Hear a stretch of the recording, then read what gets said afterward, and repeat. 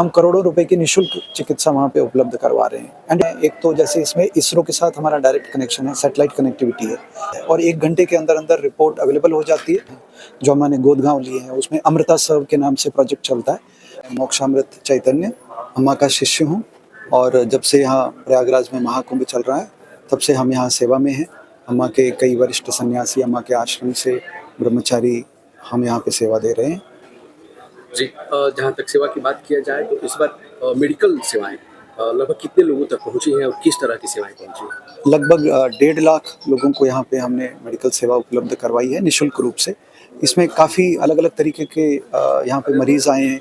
किसी को दस्त थे, किसी को सांस की बीमारी थी, किसी के शरीर पे घाव लग गए थे, किसी को छोटी-मोटी स्विच लगाए हैं, किसी को टाँके लगे हैं, किसी को प्लास्टर लगाना पड़ा फ्रैक्चर की वजह से। और साथ ही हमारे यहाँ पे एक अत्याधुनिक वैन भी है टेलीमेडिसिन की, तो अगर किसी को लैब टेस्ट कराने पड़ते हैं, एक्सरे कराना पड़ता है या ईसीजी कराना पड़ता है तो उसकी सुविधा भी हम यहाँ पे निःशुल्क रूप से दे रहे हैं। फिर हमारी कैंसर अवेयरनेस ड्राइव भी चल रहा है, तो उसके अंतर्गत हमने यहाँ मैमोग्राफी की वैन भी रखी है।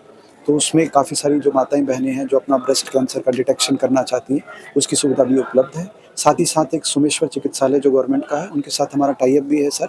वहाँ पे हमारे पैरामेडिक स्टाफ भी हैं, हमारे जो डॉक्टर हैं, हमारे नर्सेस हैं, वो लोग भी वहाँ पे सेवा में अपना योगदान दे रहे हैं और 24/7 हम सेवा निःशुल्क सेवा उपलब्ध करवा रहे हैं।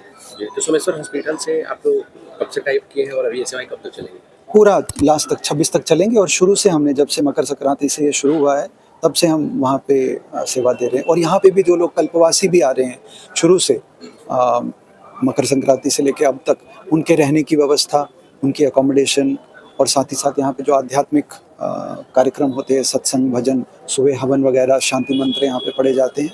और कल्पवासियों के लिए रहने की सुविधा के साथ साथ उनके खान पीन का भी हम पूरा ध्यान रख रहे हैं। ये कल्पवासियों के रहने की व्यवस्था और साथ-साथ खान-पान की व्यवस्था, सारी चीज़ें भी निःशुल्क है? जी, बिल्कुल। ये इनको निःशुल्क हम प्रोवाइड कर रहे हैं और लगभग अभी तक मेरे ख्याल से 15-20 हज़ार लोग यहाँ पे रह के गए हैं।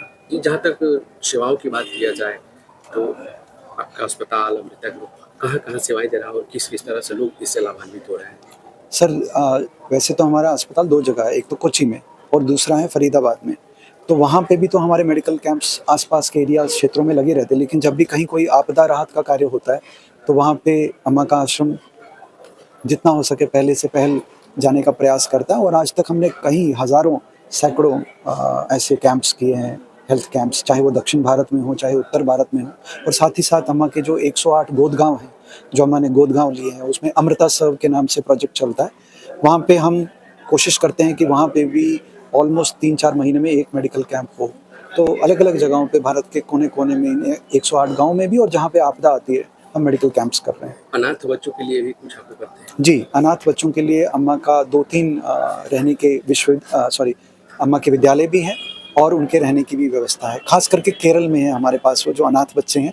अनाथ बच्चे ही नहीं, जो बौद्धिक रूप से इतने सक्षम नहीं हैं, थोड़े मेंटली रिटार्टेड भी हैं, हाँ, अर्धविकसित टाइप हैं, तो उनके लिए भी उनके रहने की व्यवस्था, उनकी पढ़ाई पूरी निःशुल्क।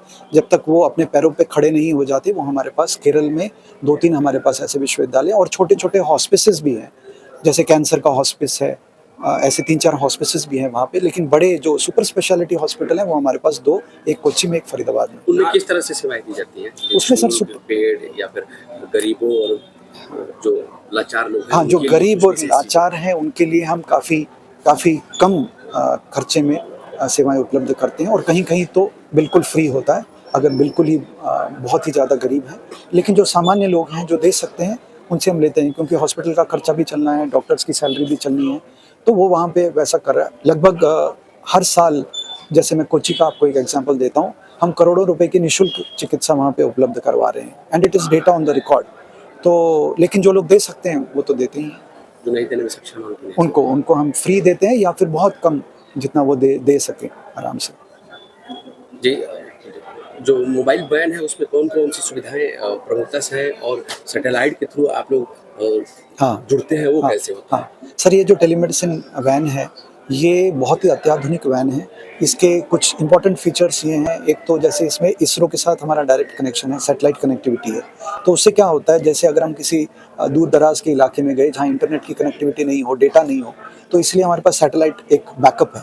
तो सैटेलाइट से वो कनेक्शन बना रहता है, क्योंकि उससे क्या होता है, डॉक्टर के साथ अगर हमें टेलीमेडिसिन पे कनेक्ट करना है तो इमीडिएटली हम कनेक्ट कर सकते हैं। और साथ ही साथ उसकी जो पावर फैसिलिटीज़ हैं, एक तो नॉर्मल पावर पे चलेगा, बैटरी पे भी चलेगा और साथ ही साथ सोलार पे भी चलेगा, तो मैक्सिमम अप एंड रनिंग होता है। उसमें हमारे पास एक्सरे की फैसिलिटी है, ईसीजी है और उसके साथ लैब टेस्ट्स हैं, किसी भी तरीके का लैब टेस्ट हो वो उसमें उपलब्ध है और 1 घंटे के अंदर अंदर रिपोर्ट अवेलेबल हो जाती है। और अगर डॉक्टर टेलीमेडिसिन के द्वारा, उस यूनिट के द्वारा उसको देखना चाहे, परखना चाहे, बात करना चाहे पेशेंट से, तो वो उस वैन में कर सकता है। हमारे मोबाइल यूनिट भी हैं और भी, जैसे एम्बुलेंस है, लैब है, मोबाइल लैब भी है, फिर मैमोग्राफी का जैसे मैंने बताया, मैमोग्राफी स्क्रीनिंग की एक बस है, तो ये सारे मोबाइल यूनिट्स यहाँ पे हैं। जब कहीं आपदा वगैरह आता है तो इन गाड़ियों का उपयोग होता है? बिल्कुल सर, मैं खुद बहुत जगह गया हूँ। आपको याद होगा कश्मीर में एक बार ये पानी आ गया था, काफ़ी बाढ़ आ गई थी, तो हम वहाँ पे थे, गुजरात में थे, नेपाल में गए हैं, तो बहुत सारी जगह जहाँ-जहाँ आपदा आती है ये सारी वैन्स वहाँ जाती हैं।